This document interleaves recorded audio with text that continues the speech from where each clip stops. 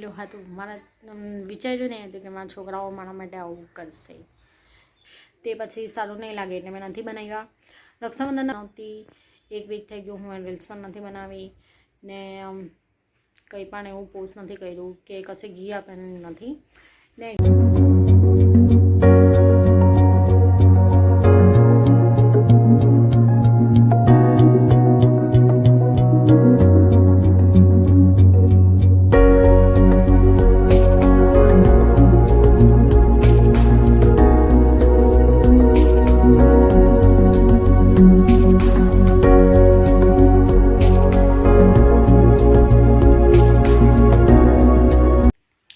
Hello friends, તો સ્વાગત છે તમારું મારા વ્લોગમાં.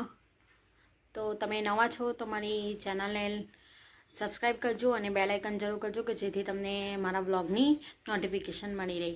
તો મેં આજે તો આ લાલ પહેર્યું છે. આજે શુક્રવાર છે, જીવનરેખામાનું વ્રત છે, તો એટલા માટે લાલ પહેર્યું છે. અને આજે ટાઈમ છે તો વિચારી રહ્યું કે શૂટ પણ કરી લઉં.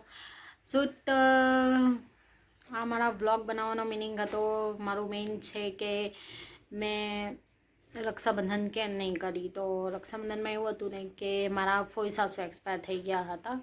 તો 15 તારીખે એક્સપાયર થયા છે અને એમને હજુ 4-5 દિવસ થયા હતા, એટલે સારું નહીં લાગે. એટલે મેં પછી રક્ષાબંધનમાં એવા જ કપડાં પહેર્યા હતા. પણ રક્ષાબંધન મેં બીજે કશે કરી નથી, ખાલી મારા છોકરાઓને રાખડી બાંધી. હવે મારા છોકરાઓને મેં રાખડી શું કામ બાંધી તે તો મારા છોકરાઓ જ્યારથી નાનલેથી મોટા થયા છે ત્યારથી હું જ એમને રાખડી બાંધું છું. કોઈ પણ એમની બેન હતી ને, એમ તો સ્કૂલમાં બાંધીને આવતા હતા, પણ તે પછી કોઈ એમને રાખડી બાંધતું નહીં હતું. મારી બેનની છોકરી તો એમના કરતાં નાની છે, એટલે તો ત્યારે એ પણ નહીં હતી. મારી નણંદની છોકરીઓ છે તો તે પણ હજુ 2 વર્ષથી જ અહીંયા આવતી હતી.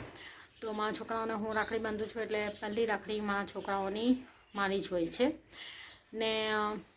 એટલા માટે હું ને મારા ફોઈ સાસુ એક્સપાયર થયા હતા, એટલે મારી રક્ષાબંધન પણ આવી ગઈ હતી. પણ મારા માટે જે સરપ્રાઈઝ મળ્યું હતું, મારા વિચાર્યું નહીં હતું કે મારા છોકરાઓ મારા માટે આવું કરશે. તો સરપ્રાઈઝમાં મને મળ્યું છે મને મળ્યું છે માઇક્રોફોન, જે મને બહુ જ વ્લોગ બનાવવા માટે મને ખાસ જરૂર હતી કે મને જોઈતું હતું. તો ફર્સ્ટ તો 2 વર્ષ પહેલાં એમણે મને રિંગ લાઇટ કરી હતી ને આ ફેરી મને આપ્યો છે માઇક્રોફોન. તો હવે મારા કોઈ પણ નવા વ્લોગ આવશે તો તે માઇક્રોફોનને હું પહેલાં સેટઅપ કરી લઈશ, ચેક કરી લઉં, પછીથી હું એ અપલોડ કરીશ ફોન સાથે. અને એની ક્લિયરિટી મીન્સ એનું અવાજ કેવું આવે છે તે તમે કોમેન્ટ કરીને જરૂરથી કહેજો.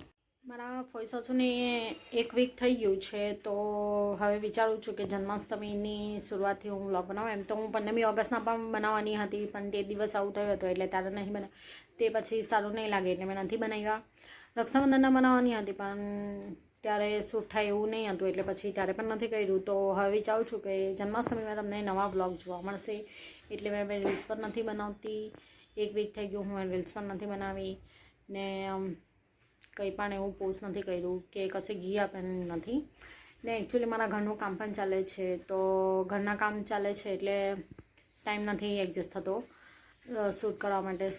તો વિચારું છું હવે જન્માષ્ટમીથી તમને મારા નવા વિડીયો પણ જોવા મળશે અને વ્લોગ પણ તમને જોવા મળશે. તો એક્ટિવ રહેજો અને મારી ચેનલને લાઈક કરજો, સબસ્ક્રાઈબ કરજો અને બેલ આઇકન જરૂર કરજો. Okay, by.